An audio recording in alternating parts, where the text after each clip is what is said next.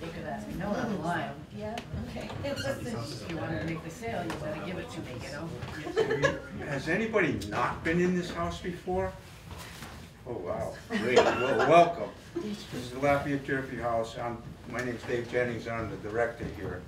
The house was built in 1750. And the original location of this house was up near on North Main Street, where right across from the Superior Courthouse is, well, Children's Museum now. Yes. And this house has been moved twice. It was moved when they widened North Main Street in the early 1800s, and then it was moved down here in 1874. This was the original Durfee homestead for Joseph Durfee and Thomas Durfee.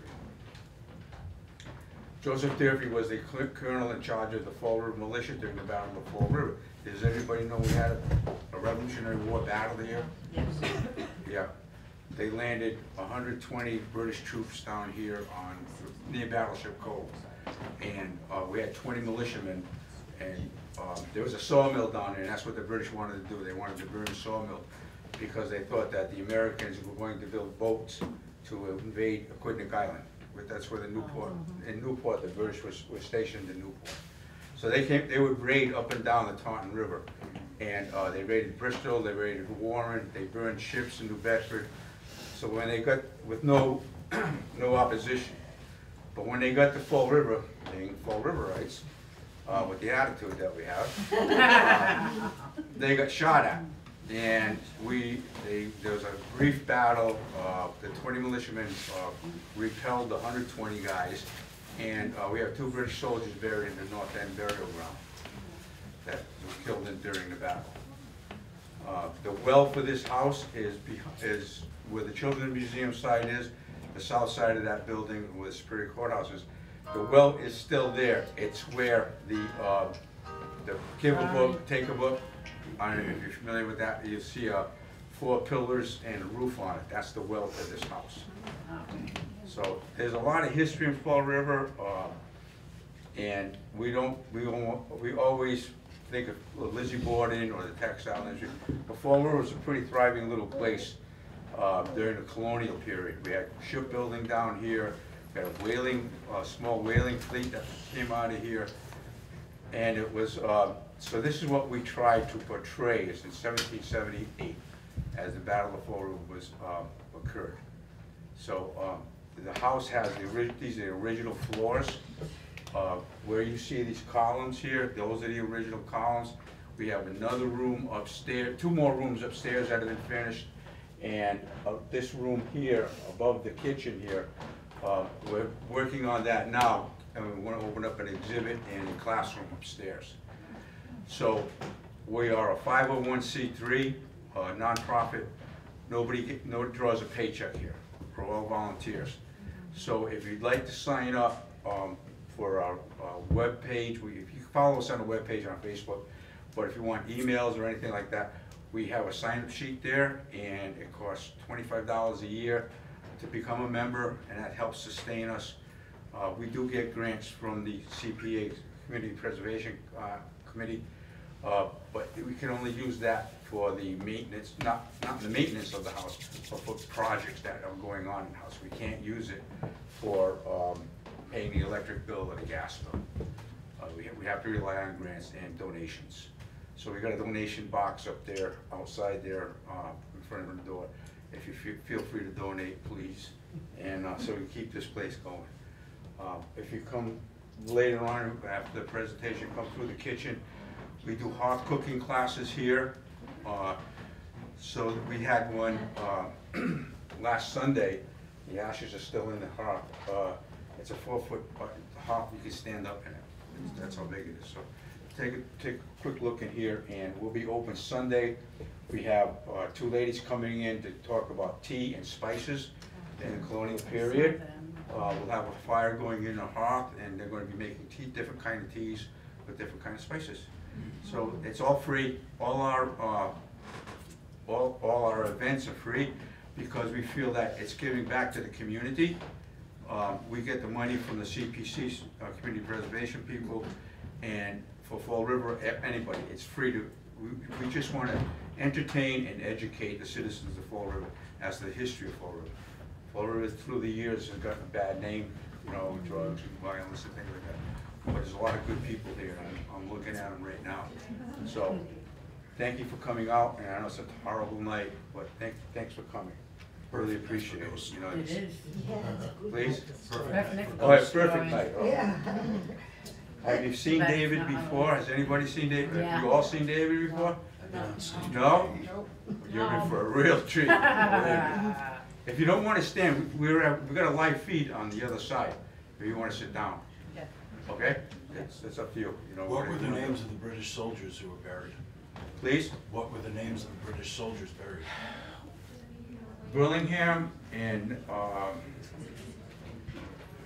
can't think of the other guy's name, but they were from the 54th Regiment of Foot. And it was Colonel Ayres was in charge of them when they sailed up here. When they sailed up here from Newport, they brought a gunboat with them, a barge with cannons on it.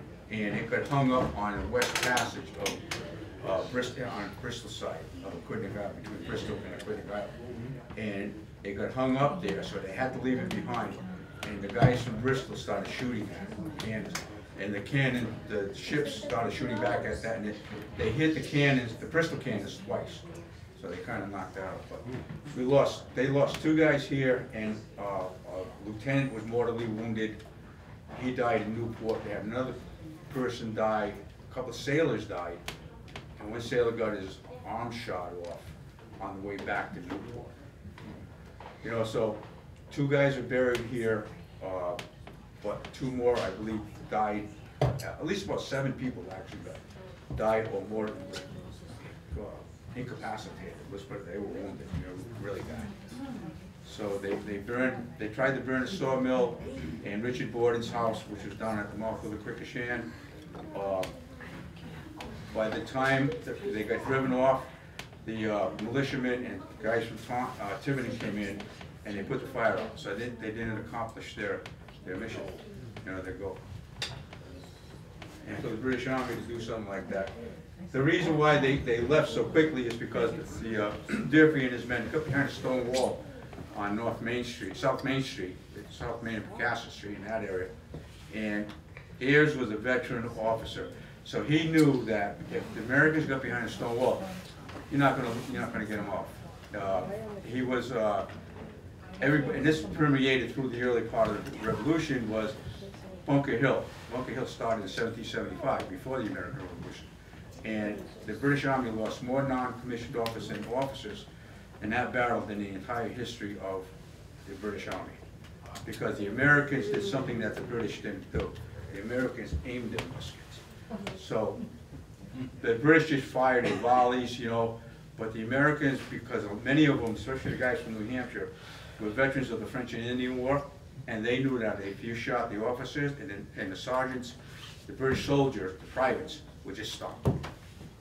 If they were taught and trained to react, to follow orders, and if there's nobody there to give them orders, they just kind of mill around. Cut the head of the That's snake. right in the middle of an attack, boom, all of a sudden they just stop. And that's Pretty genius. so much for the British Army.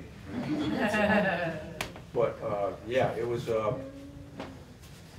This was a pretty interesting time in Fall River's history. It was actually part of Freetown. Fall River was, but it was always known as Fall River because of the waterfall that was here. Was it called Quikashan at the time? Yes, it was. It was called the Quikashan River. And for the Fall Riverites, if you know Fall River, the Durfee zone from Central Street over here on your Bedford Street, all the way down to Central, all the way down to the river, to President Avenue, from the river all the way up to North Wattuba Pond.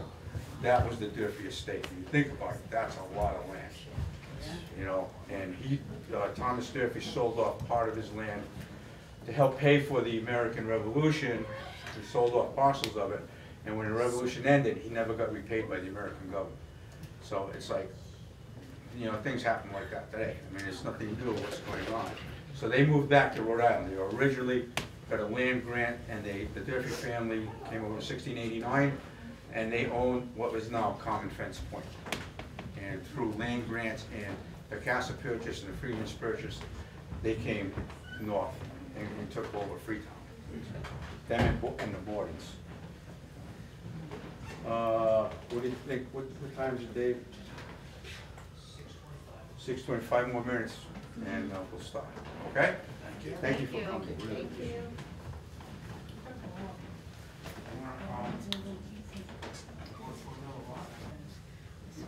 Are you ready to be frightened? Yes. Good. Gaily bedight, a gallant knight in sunshine and in shadow, had journeyed long, singing a song in search for El Dorado. But he grew old, this knight so bold, and o'er his heart a shadow fell as he found no spot of ground that looked like El Dorado. As his strength failed him at length, he met a pilgrim shadow. Shadow, said he, where can it be, this land called El Dorado? Over the mountains of the moon, down the valley of the shadow, ride, boldly ride, the shade replied, if you seek for El Dorado. And that is El Dorado, written by Edgar Allan Poe in 1849. It was written the year of his death, one of the last poems he was ever to have written. And I'd like to start out this program this evening with this story, this poem, because for me, many years ago, back in the 5th grade here in Fall River at the Charles V. Carroll School, which no longer exists, that was my introduction to Edgar Allan Poe. I read that poem for the first time in that classroom, and I fell in love with it. And following that poem, I was introduced to Edgar Allan Poe's premier short story, The Telltale Heart. Let me tell you, I was absolutely mesmerized by that story. I remember that particular day. It was a rainy day, which is appropriate for Edgar Allan Poe, as is this evening. And there was no outside activities for the free period that day. We had to stay indoors. You could either go into the auditorium and watch a little movie, or you could stay in the classroom. I was the only one that stayed in the classroom because I wanted to reread and reread The Telltale Heart again and again. It had that big of an impression on me. And Edgar Allan Poe had that impression on many. He still does to this very day. More than probably any other American writer, he has gone on to influence so many other modern day writers, artists, poets, filmmakers, easily more than I think any other literary artist in American history. He was an editor. He was a poet, a short story writer. He was credited with creating the first modern detective story. He was one of the leading exponents of the Gothic Romantic period here in America in the 1900s. And he was just a master of the macabre. His stories to this day never fail to run a chill up one's spine once they are read. And I hope I can do that tonight for you this evening with our little performance of The Telltale Heart. Now, many people don't know this, but this is actually based on a short story, an actual event that occurred here in Massachusetts. Poe was a very avid reader of everything, and he came across this story of a man who killed his employer, and he was able to get away with it. This crime went on for, unsolved for months and months and months. And then suddenly, out of the blue, when it looked like no one would ever be connected with the man's murder, someone just gave himself up. And this stuck with Poe. What would make a person who clearly got away with this crime suddenly turn himself in? And this story is kind of his idea of what might have happened. And without further ado, The Telltale Heart.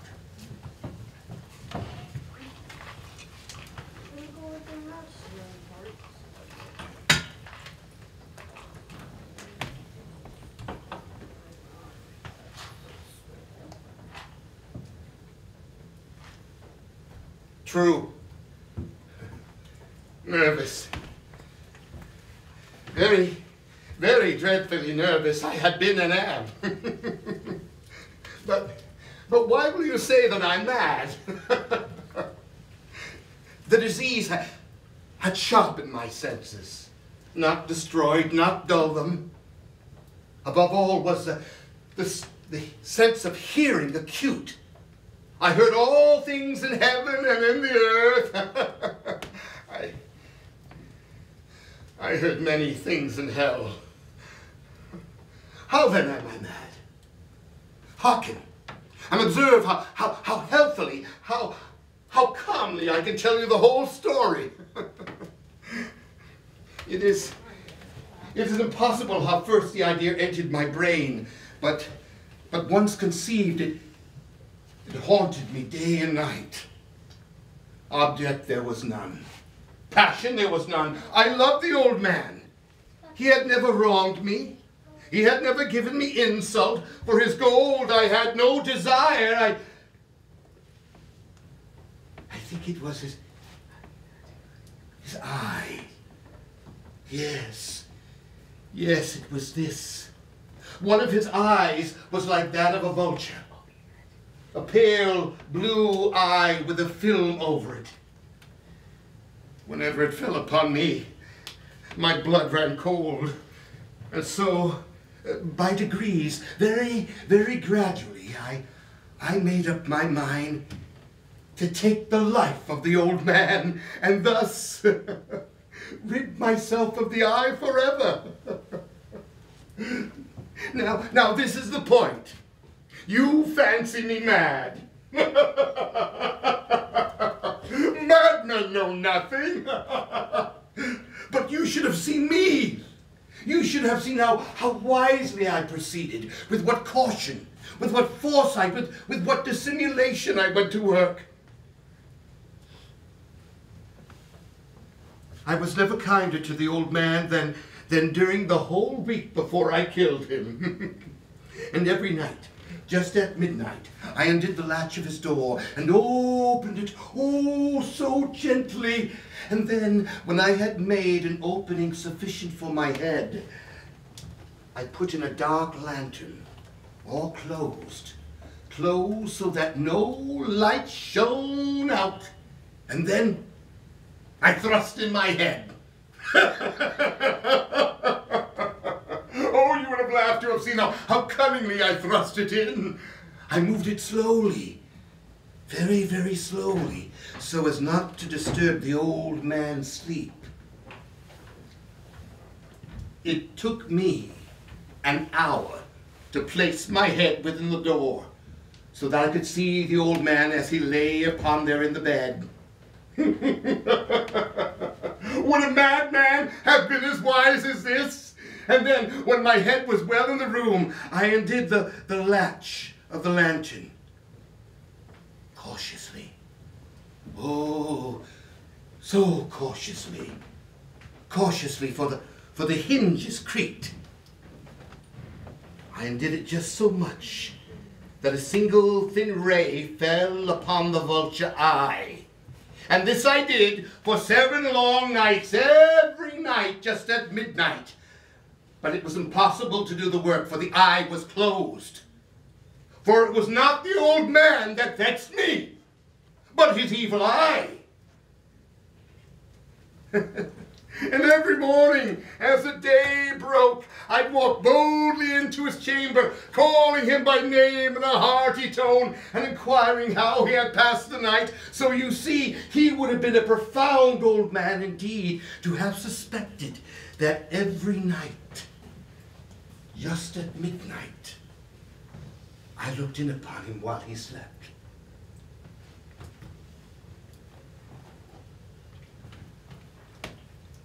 On the 8th night, I was more than usually cautious in opening the door. A watch's minute hand moves more quickly than did I. Never before that night had I felt the extent of my powers. I could scarcely contain my feelings of triumph. To think that there I was, opening the door little by little, and he not even to dream of my secret deeds or thoughts. I fairly chuckled at the idea. And perhaps he heard me, for he moved upon the bed suddenly as if startled. Now you may think I drew back, but oh no. No, you see, the room was as black as pitch, filled with a thick darkness, for the shutters were closed, fastened through fear of robbers, and so I knew he could not see me as I opened the door, and I kept pushing it on steadily, steadily, steadily. When my head was well in the room, I resolved to open the lantern, but suddenly my thumb slipped upon the tin fastening, and the old man sprang up in the bed, crying out, "Who's there?"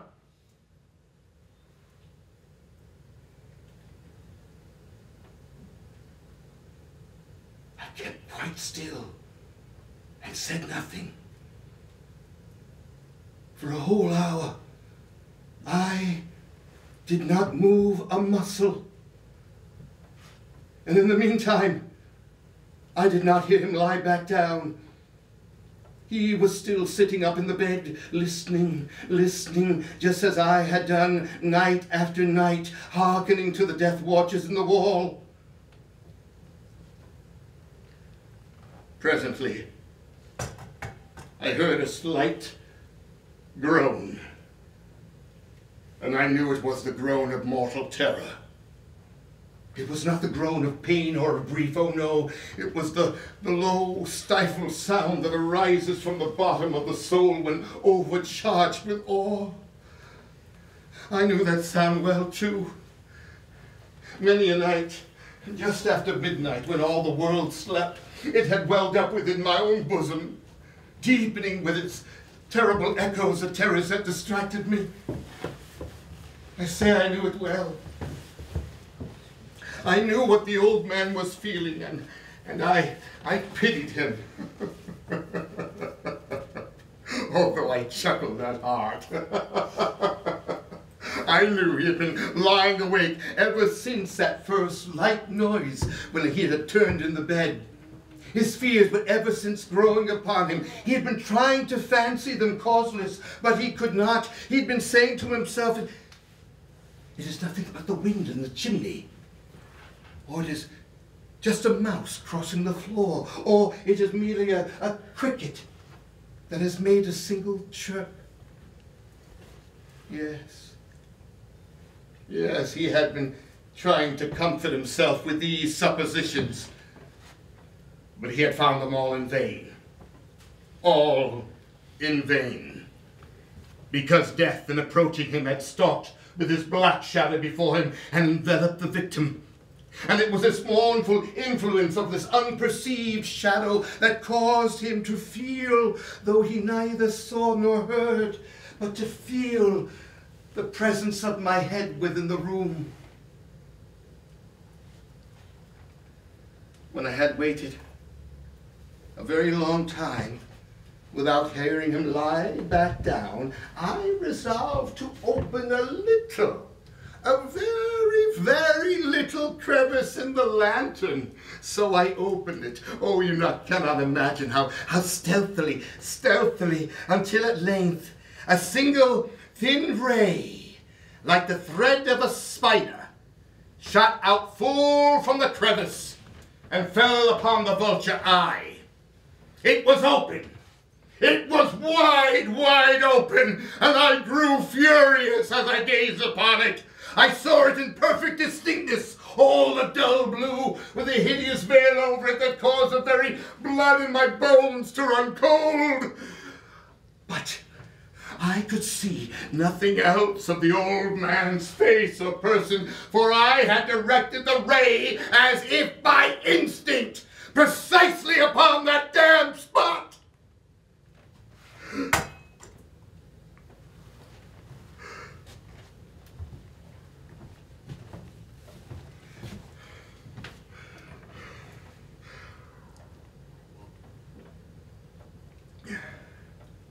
And now, have I not told you that what you mistake for madness is but over-acuteness of the senses?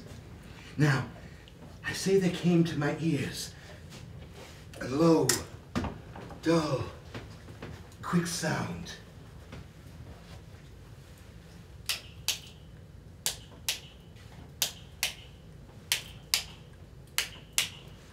Much the sound as a watch makes when enveloped in cotton.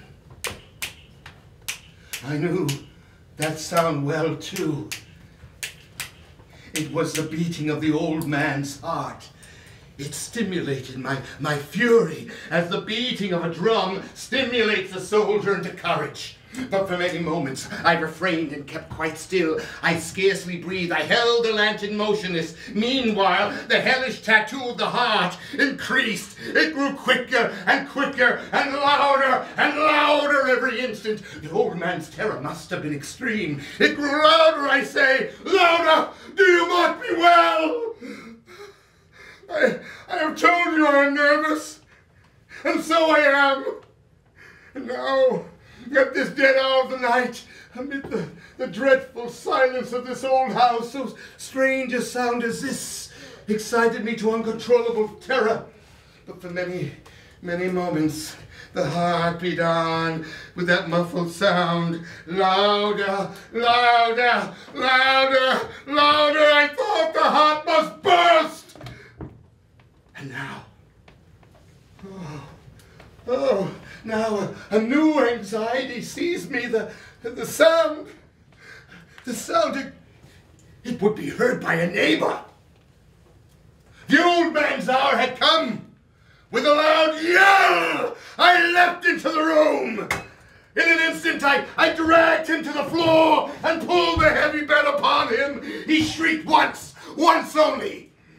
I then smiled gaily to find the deed so far done, but for many moments the heart, it beat on with a muffled sound. This, however, did not vex me. It would not be heard from the walls.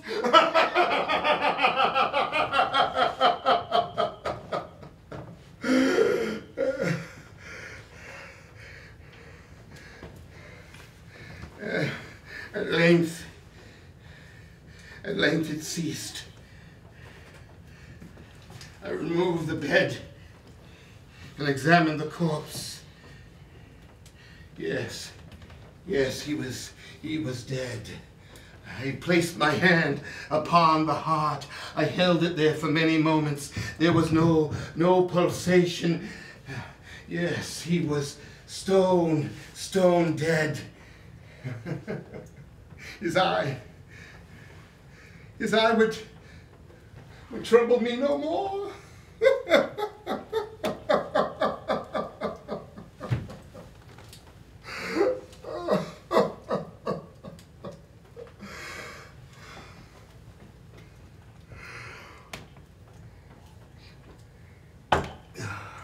If still you think me mad, you will think so no longer when I describe to you what wise precautions I took for the concealment of the body.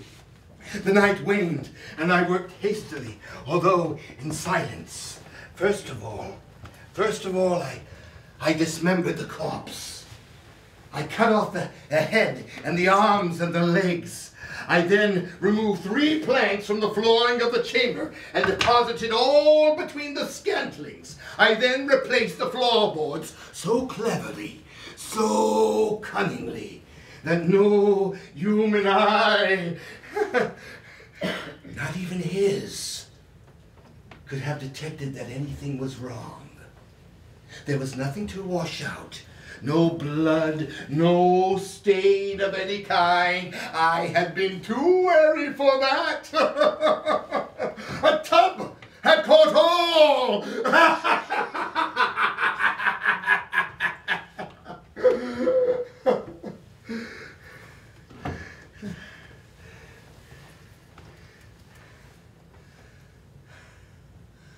When I had made an end of these labors, it was 4 o'clock.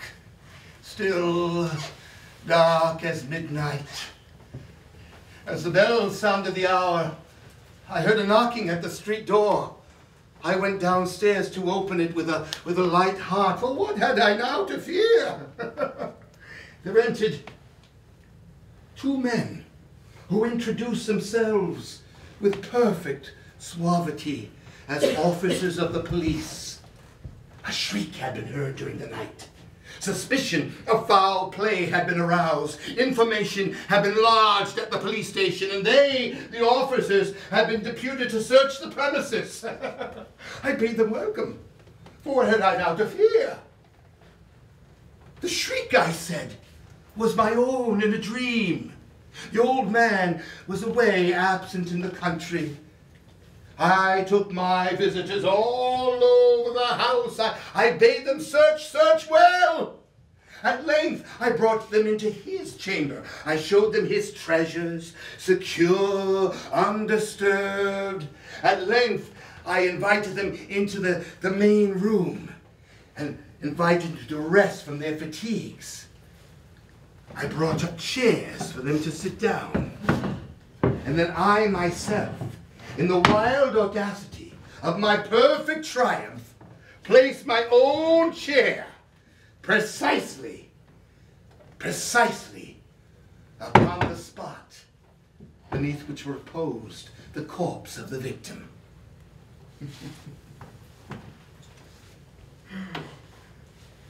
The officers were satisfied. My manner had convinced them.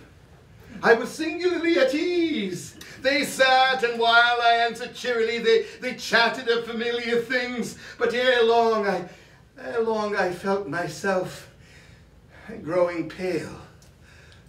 My head ached, and I fancied a ringing in my ears. But still the men smiled pleasantly and chatted. The ringing became more distinct. It continued and gained more distinct, but still the men chatted on. It became more distinct until I realized that the sound was not in my ears. Oh, no doubt I now grew very pale, and yet what could I do? It was a low, dull, quick sound. Much the sound that a watch makes when enveloped in cotton. I gasped for breath, and yet the officers heard it not. I arose and argued about trifles in a high key, about anything at all. But still the men sat pleasantly and chatted. Oh, why would they not be gone? I paced the floor to and fro as if excited to fury by the observation of the men, but still the noise went on, louder, louder, louder. Was it possible they heard not? Oh, Almighty God, no! They heard! They suspected! They knew! They were making a mockery of my horror! This I thought, and this I think. But anything was better than this agony. Anything was more tolerable than this derision. I could bear their hypocritical smiles no longer. I felt that I must scream or die. And now, again, hearken, louder, louder, louder, louder! Villains! I shrieked. Dissemble no more! I admit the deed!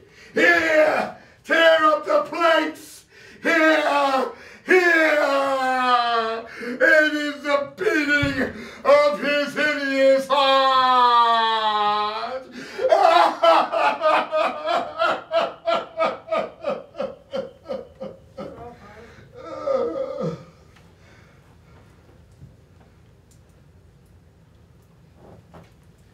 And that is A Telltale Heart by Edgar Allan Poe, written in 1843. Thank you so much. And no, I'm not insane. We'll switch gears a little bit and we're going to do the very last poem that Edgar Allan Poe was ever to write in 1849. It is called Annabel Lee. Edgar Allan Poe had a tough life, to put it mildly. It seemed that whenever he got close to someone, especially women who meant something to him that he loved, his mother, his stepmother, his wife, would die at a very early age. It was very tragic for him, and I think it had a lot to do with what he wrote in his life. And this was written 2 years after his wife, who was actually his cousin. He had married her at the age of 13 and when he was 24. And they were married for 11 years, and then she passed away from tuberculosis, and he was never the same again. And this poem is written for her.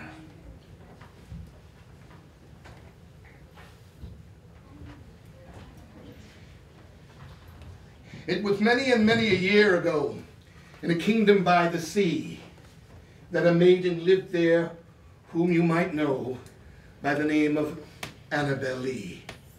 And this maiden, she lived with no other thought than to love and be loved by me. I was a child and she was a child in this kingdom by the sea, but we loved with a love that was more than love, I and my Annabel Lee, with a love that the winged seraphs of heaven above coveted her and me. And this was the reason that long ago in this kingdom by the sea that a wind came out of a cloud, chilling my beautiful Annabel Lee, so that her high-born kinsman came and bore her away from me to lock her up in a sepulchre in this kingdom by the sea. The angels not half so happy in heaven when envying her and me. Yes, this was the reason, as all men know, in this kingdom by the sea, that the wind came out of a cloud, chilling and killing my Annabel Lee. But our love, it was stronger by far than the love of those who were older than we, of the many far wiser than we. And neither the angels in heaven above nor the demons down under the sea can ever dissever my soul from the soul of the beautiful Annabel Lee. For the moon never beams that it brings me the dreams of the beautiful Annabel Lee. And the stars never rise that I feel the bright eyes of my beautiful Annabel Lee.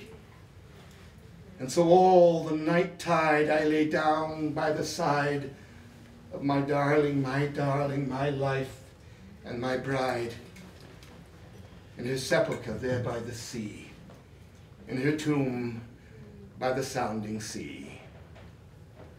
And that is Annabel Lee, written in 1849.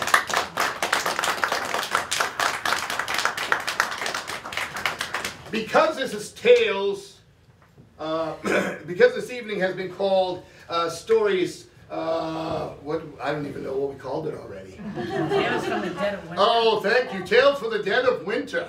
Tales for the Dead of Winter.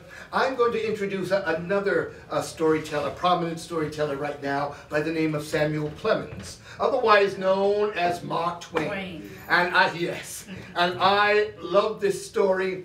It is the type of ghost story that's called a jump story, because there's a particular part in the story that the teller tries to make you jump out of your seats, and we'll see if I can do that tonight. Now, for many, this is considered the granddaddy of all ghost stories. Excuse me.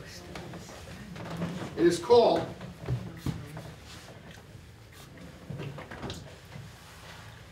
The Golden Arm. It was a cold and wintry night, and the young man walked his way up the hill to the little cabin where he lived, and when he was safely in the house, he barred the door, and he took his chair over by the fire, And he took his pipe in his hand and he lit it. And he watched smoke rings rise up toward the ceiling. Now the unusual one in this family was the wife. When she would get home, she too would take her favorite chair over by the fire. And then she would take into her right hand a soft white cloth. And then she would place her left arm and hand across her chest. And she would rub that soft white cloth up and down her left arm and hand, for you see, it was made entirely of pure, solid gold. And every night she would polish and shine that golden arm. And on one of these evenings, she turned to her husband and she said, "Husband, if something should ever happen to me, I want you to promise me that you will lay me to rest with my golden arm. If I should die before you, promise me you will bury me with my golden arm." And the man was taken back by this. He looked at her and said, "Why? You're a young woman. You've got years ahead of you. Don't talk about such things." But she was insistent. "Promise me. Promise me right now you will bury me with my golden arm." And just to silence her, he said, "Why, of course. Now don't talk of it again." Well, years did go by, and as it happened, the woman was the first to pass away. And on that very night, after she was buried down in the village cemetery, that old man, he now could not find any peace. He paced back and forth before the fire, thinking about that promise he had made to his wife years and years ago. He said to himself, "I can't bury her with that golden arm. Why, it's worth a fortune. If I had the gold from the golden arm, why, I could buy myself a brand new house. If I had the gold from the golden arm, I could buy land for miles around. I'd live like a king. If I had the gold from the golden arm, why, I could buy myself a brand new wagon with 20 white horses." So he made up his mind right there on that very spot that he would go out to where his wife's body lay, and he would get that golden arm. So by the light of the full moon, he took a shovel and a soft blanket, and he went down the hill, down the path to where his wife's body lay. He stayed outside the cemetery gate for over an hour to make sure that there was no one about to witness the deed he was about to perform. And then he went into the cemetery and he found her grave, and he began to dig and dig. And the earth was soft, so it was not long before he reached her box.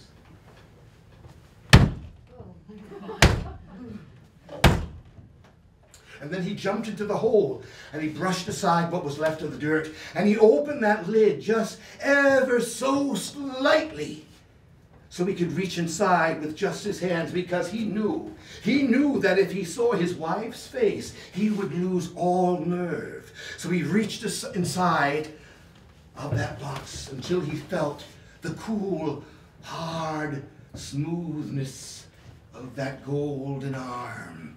And then with one yank, he pulled it out of the box. He looked around to see who was there. There was no one to see the deed. He filled up the hole. He wrapped up the arm in that blanket, and he went back up the path, back up the hill to his house. And when he was safely inside the cabin, he closed and barred the door. He went before the fire, and he unwrapped the golden arm. And he held it up before the flames, and he was oh so proud of himself. "I have the gold from the golden arm." Why, now I'll be able to buy that wagon with 20 white horses. I'll be able to buy that brand new house. I'll be able to buy land around and live like a king.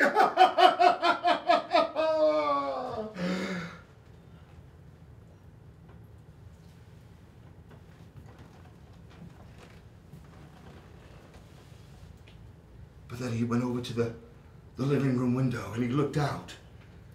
And the sky that just moments before was bright blue with stars twinkling in it was now black. Oh, it was black. And the wind, where there was no wind just moments earlier, now began to blow the shutters of the house back and forth. It began to blow the branches of that old oak tree against the side of the house, and just,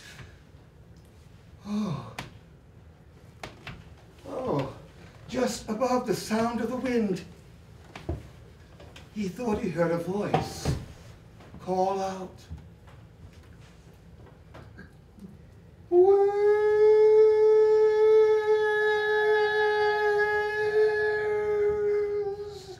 my golden arm?" What? What was that? Cried the old man, and he looked out the window just to make sure that he was all alone, and there was nobody there. Oh, it's just my nerves. That's all it is. I'm all alone. There's no one about the house. But then, just to make sure, he looked out the window again. Oh, and now the sky, oh, it was black. It was so black. No stars could be seen.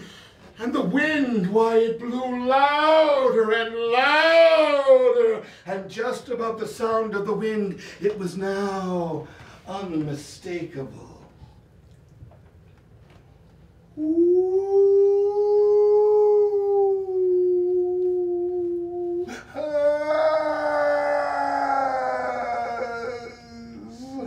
my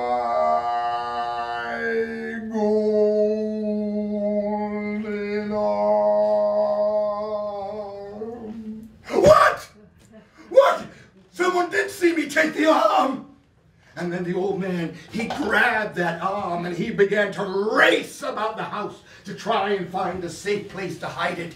He tried to stuff it underneath the sofa. It wouldn't fit there. He looked in the chimney, but it wouldn't fit up the flue. He ran to the kitchen, but the kitchen, the cupboards were all filled with pots and pans. But then he remembered that in the bedroom there was a closet that locked with a key. That's where he would hide it. So he took the arm, he raced into the bedroom, and he took the key from the wall, and he unlocked the door, and he stepped inside with the golden arm, and he closed it, and he locked it from the inside. "I'll be safe in here," he said. "No one will have my golden arm but me." And then he realized that there in the closet, it was black. Oh, it was black. And then suddenly, the front door that was locked and barred burst open, and the house filled with the sound of wind. And above the sound of the wind, that old man in that closet, he could hear the sound of footsteps coming across the living room floor towards the bedroom. And above the sound of the wind and the footsteps, he heard that voice call out, "Ooh, has my golden arm." And then suddenly, the closet that was locked from the inside with a key now began to open all by itself.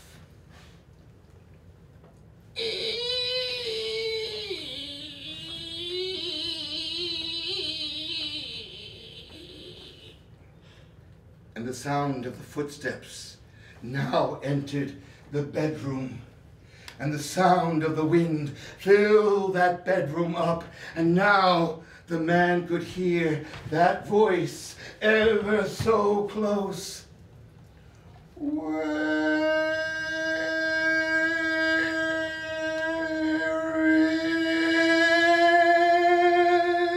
is my gold? You got it! It was the ghost of his wife! She grabbed the arm, turned around, raced across the room, leapt through the window. And no one has ever seen the ghost or the golden arm again. And that's the end of that.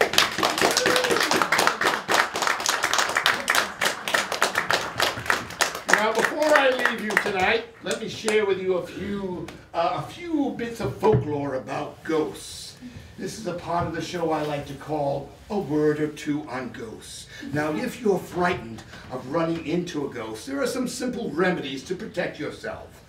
One thing is always make sure that you carry a key with you. This is straight out of Southern folklore. If you should come across a ghost walking down the street one stormy night like tonight, have a key handy and toss it at him, and it is said that ghost will disappear right before your eyes. If you find yourself going through a spooky neighborhood, past a haunted house, or through a graveyard, and you want to protect yourselves from ghosts, make sure that you bring with you a piece of dry bread. For some reason, a ghost will not cause you any harm or even approach you if you carry a piece of dry bread with you. If you have nothing handy, what you can do is you can take your pockets and turn them inside out when walking through a cemetery or through any other spooky place, and for some reason, don't ask me why, according to Southern folklore, this will protect you. Okay? And if you're afraid of your home being invaded by spirits, here's what you do. It's very simple. Some of you might already be protected without even knowing it. Make sure that you have on your door a screen door. How many of you have screen doors in your home? Okay, then go out and get one right away. Leave here and go to Home Depot and get a screen door. Okay? Because a ghost cannot enter your home without having to count every single little hole in the screen before he enters. And before he can do that, the sun will come out and the ghost will be gone. If you can't afford a screen door, what you do is you take a sieve, because the ghost will come into your house by the keyhole. You put a sieve, like a colander or something, right over the keyhole, and the same thing, he has to count all the holes, but doesn't have enough time to do it. And for some reason, they say ghosts are notorious for not counting well, okay? So there you go. Now, if your goal is to make a ghost appear, there are some other things that you can do.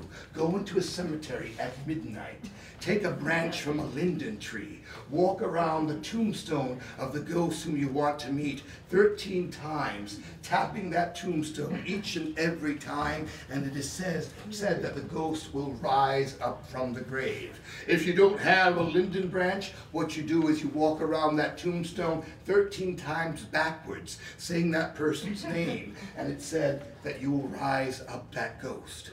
If you want to see a ghost in the presence of your own home, in the comfort of your own living room, well, get a tray of water, fill it with water, put a mirror in it, and at midnight, look into that mirror. It's submerged in the water by candlelight, and they say you will see a ghost right behind you.